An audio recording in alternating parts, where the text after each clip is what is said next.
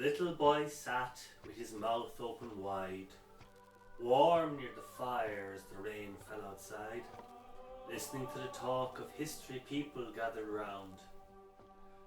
Learning about the future by listening to the past, caught up in a moment and wishing it could last. Surrounded by heroes unveiling mysteries profound. The little girl sat with bow in hand, wishing that she could be part of the band, soaking up music of regal giants uncrowned. Learning all the notes by starting with the beat, a sensation that is shared and infects the dancer's feet, who respond in delight with a leap and a bound. History is not the past when the tune carries on. The singer and dancer entertain all night long, inspiring children's dreams forevermore. The little boy's a man who now shares his dreams. The little girl's music now flows like a stream, embodying the culture of their heroes that they explore and restore. One night, once in a lifetime, one night all together by the fire. Memories bring endless sunshine to the bright-eyed child. I was the boy, I am the man.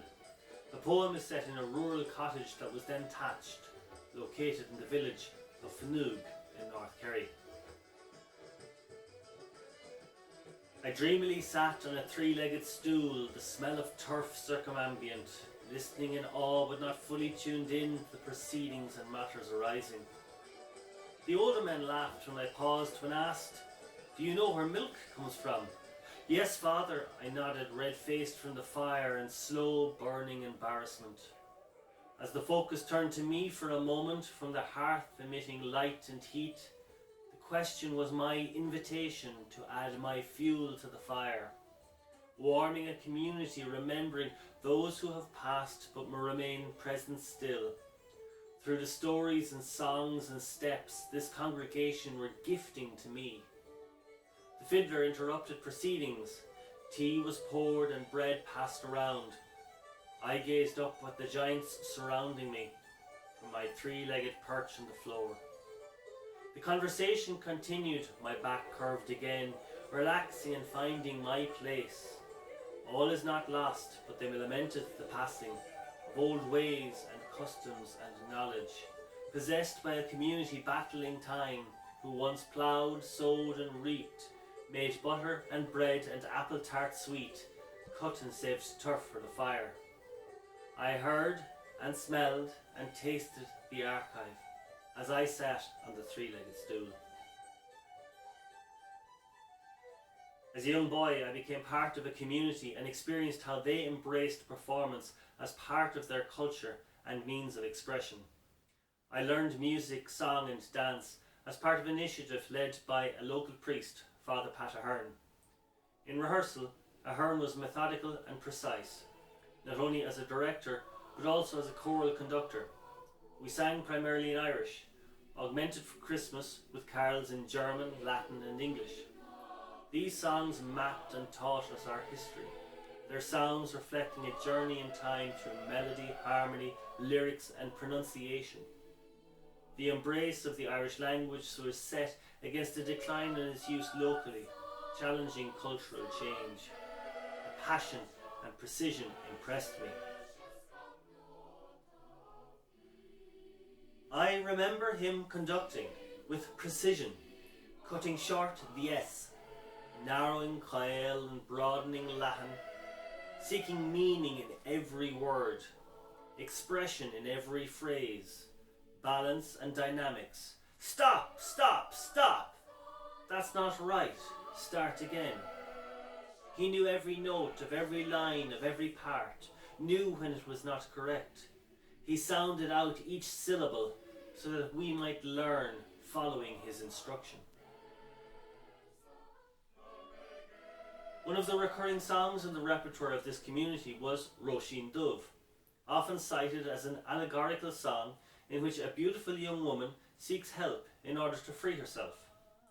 The arrangement of the song began with a solo male voice, before the choir entered with soft humming. In time, I added my voice to this chorus. My friends in harmony, my line, my responsibility. A musical thread connecting strands in our fabric, running, catching the ears of an audience. The first notes, a spark, spread quickly through other voices, a wildfire creating, not destroying, lighting a moment in which eternity lives, echoing ancestors. I was never fully comfortable singing. Dance was my preferred mode of performance, especially in my feet. The artistry of the older dancers in their economy of motion, rhythmically responding to the music, was infectious. In the spotlight they tapped, coded conversations, inspired by the Eden they'd left behind, the artistry of a way of life alien to this orchard, but the audience appreciated the taste.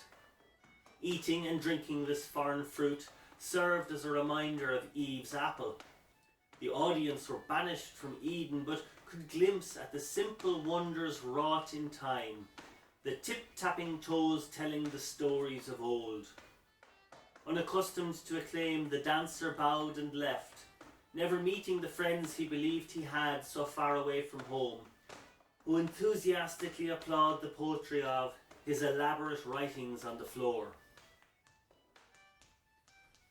I never met these dancers, though I felt I knew them.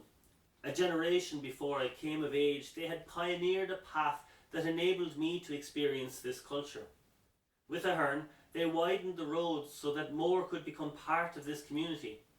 Amongst them, Liam Tarrant, who died dancing at the turning of the sod for a training centre at Carrig in West Kerry. You walked tradition's roads together, in the footsteps of another, willfully leading each other on history's dance into the future. One October day he stepped his last, left you to dance alone, your graceful air a fond farewell to the body, but not the soul. You'll always remember his genial smile, the glint he had in his eye, as he poured his energy into his last step, a grand goodbye. The appreciative audience admired again his deft swiftness of foot before his mocking game with gravity was finished on this floor. Graceful and eternal, he helped sow seeds of future crops. His passing marked a new beginning, the widening of the road. Allowing others to explore your paths, finding their way back to the hearth that you constructed to remind travellers on this track that tradition's roads are often left forgotten in the rush to find a new direction that leaves them out of touch. So focused on the road ahead, we miss the things we leave behind. Sometimes we need to press the brakes, for we cannot press rewind. Although I did not know Liam, I followed his dance and his legacy as a map to my inheritance, an embodied form of knowledge. Like Ahern, he had learned from the travelling dancing master Jeremiah Molyneux, better known as Munnix. Munnix was the son of a blacksmith and continued a tradition of step dance that was popular in this region for several generations. Ahern chose a biographical theme inspired by the Munnix character and the evolution of the dance for the opening of the new Theatre and Arts Centre in Tralee in 1991. Set in a forge, it served as a metaphor for a dance style that bore his name and the development of dance practice by the National Folk Theatre Company. The production serves as a counter-mapping of rural Ireland and its traditions, embracing contemporary dance and looking to the future, in contrast with the more conservative plays of the canon of Irish theatre and the stage Irishman familiar to international audiences of theatre and film. Full of nervous energy, I first performed in the production in 1993 wearing my grandfather's cap. My grandfather came from the same part of North Kerry as Ahern, and my father briefly learned dancing from another pupil of Munnix, Jimmy Hickey. My connections to this cultural heritage were diluted to some extent by my upbringing in the town of Tralee, but I was reconnected through music, song and dance on a stage. The dance and my artistic practice was my map to finding my mark on the stage and in life, a treasure map that I continued to decipher. Like an earthquake, the set shook, caused by the uncontrollable tremble in my leg, as nerves and excitement swelled in the near-silent darkness. The tape plays a welcome, and the blacksmith's hammer suddenly strikes the anvil, creating a murmur amongst the watchers as I ease into prescribed movement, sounding out ding and dong, my unbroken voice not yet capable of reaching the manly depths of my co-conspirators, whom I join in primitive dance. Debut complete, I watch on, from the wings with wonder, enthralled by the actors transformed and transforming my understanding, my future, the dance. I return to learn the dance, forged on this stage and restored in each performance, nerves banished by the community as I find my mark. I performed for over a decade on that stage, returning from adventures in life to find my mark. I was attracted and distracted by opportunities, but the dance remained part of who I am. Standing at the crossroads, I hear the blackbird and the bell. No more the peal of church bells, but the banker's Wall Street wailing, Mammon's melody. The blackbird sings a sweeter tune and sings it oh so well. No more the sound of hedgerows, but Mother Nature softly calling, a hopeful melody. I try to sing the tune I know above the ringing bell. Evermore the sound of life, I hear my calling through the wailing, my inner melody. I listen to the blackbird and at once my fears dispel. No more the noise of tension, I find my music in the dawning, in chorus, my melody. At each new junction I can hear the blackbird and the bell.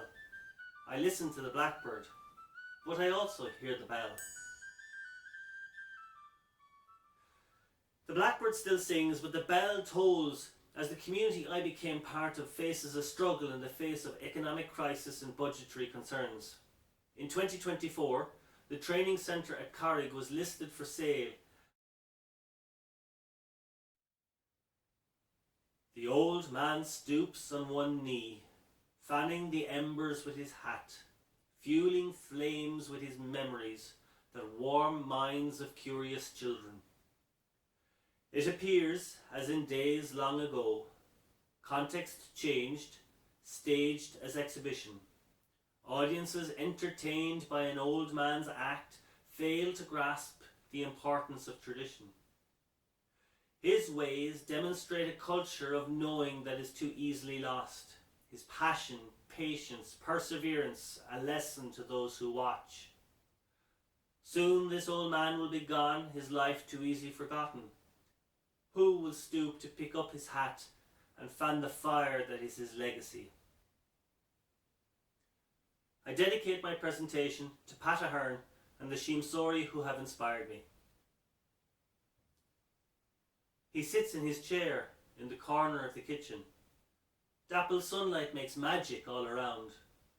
Discomfort creases his aging brow, but when asked a certain question, his eyes light up with an intensity rarely seen in younger men. Aware of death, he considers life, ensuring his will not end when his body can no longer stand in this realm. He passes on the knowledge and the passion. A fire first lit by a barefoot boy in awe of men in his father's kitchen still burns bright in another hearth and sparks to light the lives of more.